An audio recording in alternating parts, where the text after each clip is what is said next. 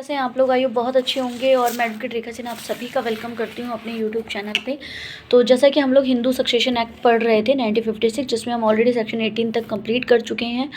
आज का जो सेक्शन है वो हम 90, 20, 21 पढ़ेंगे। तो देखिए सेक्शन 19 की बात करते हैं तो यहाँ पे आता है 2 या अधिक वारिसों के उत्तराधिकार का ढंग, यानी जहाँ पर लीगल हेयर 2 या 2 से ज़्यादा हैं तो वहाँ पे किस तरीके से चीज़ों को किया जाएगा वो बताता है सेक्शन 19।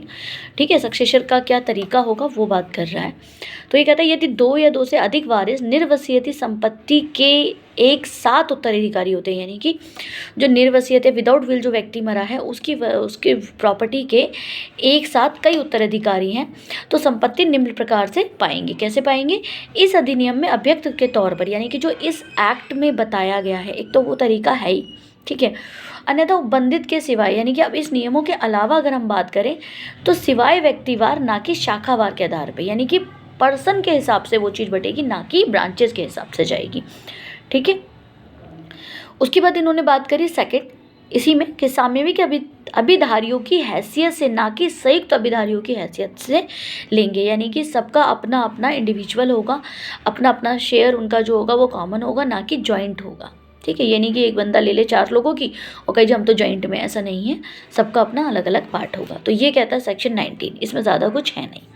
अब बात करते हैं सेक्शन 20। देखिए सेक्शन 20 थोड़ा इंपॉर्टेंट भी है क्योंकि ज़्यादातर ये क्लियर नहीं होता है कि जो पेट में बच्चा है उसका राइट बनता है या नहीं बनता है तो कब से बनता है। ठीक है, तो इन्होंने बोला कि जो अपत्य निर्वसियत की मृत्यु के समय, यानी कि जो बच्चा वसीयत जो विदाउट वसीयत जो व्यक्ति मरा है उस समय गर्भ में स्थित था और तब पश्चात जीवित पैदा हुआ और उसकी मृत्यु के बाद क्या हुआ, फिर वो जीवित पैदा हुआ, तो उसकी निर्वसियत की विरासत के विषय में वही अधिकार होंगे, यानी कि उसका राइट वही होगा जो यदि निर्वसियत व्यक्ति जो मरा है, जो विदाउट विल लिखा व्यक्ति जो मरा है, वो अगर जीवित होता और वो बच्चा पैदा हो जाता तो सेम वही राइट होंगे जो उस समय उसके बनते हैं।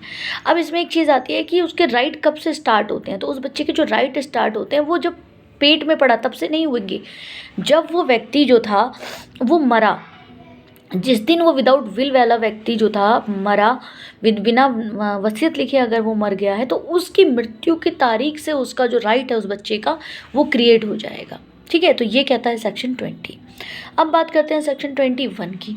तो सेक्शन 21 कहता है समसामयिक मृत्यु के विषय में उपधारणा, यानी कि जहाँ पर एक साथ 2 मृत्यु हो जाए, जहाँ 2 व्यक्तियों की ऐसी परिस्थिति में मरे हो जिसमें अभिनिश्चित हो कि उनमें से कोई दूसरे का उत्तरजीवी रहा है या नहीं रहा है तो कौन रहा है। उत्तरजीवी का मतलब जो एक दूसरे को मेंटेन कर रहा हो, यानी जो उसको सर्वाइवर हो उसका, जैसे कि भाई पति के बाद पत्नी सर्वाइवर हो जाती हैं उसकी, है ना।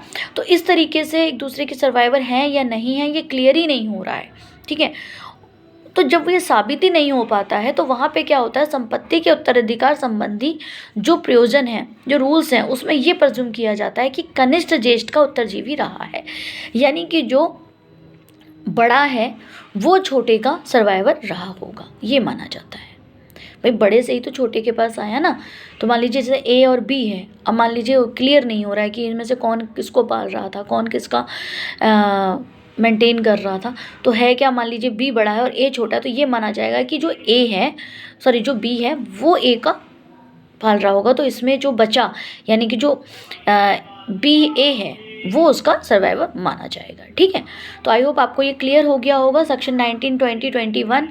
तो अगर कोई भी प्रॉब्लम हो तो प्लीज़ आप मुझे कमेंट बॉक्स में लिखकर बता सकते हैं, मैं आपको उस चीज़ का सॉल्यूशन या जो भी आपका आंसर होगा वो रिप्लाई दे दूँगी। तो मिलते हैं नेक्स्ट वीडियो में, गुड बाय।